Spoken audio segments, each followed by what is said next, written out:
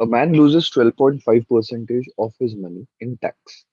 He spends 70% of the balance on household expenses and is left with rupees 210. How much money did he have at first?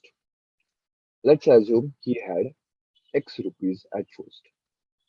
Now, the fraction equivalent of 12.5% is 1 by 8, and the fraction equivalent of 70% is 7 by 10.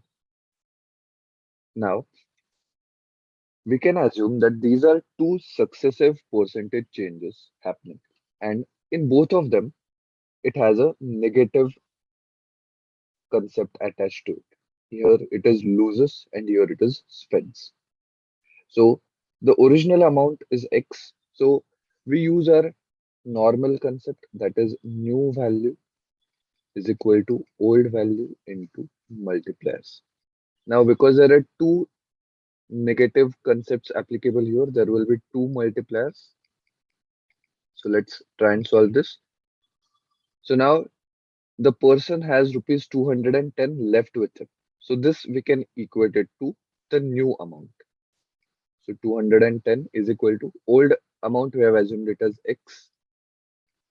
Now the first multiplier will become 1 minus 1 by 8. Second multiplier will become 1 minus 7 by 10. So let's solve this. This becomes 210 is equal to X into 7 by 8 into 3 by 10.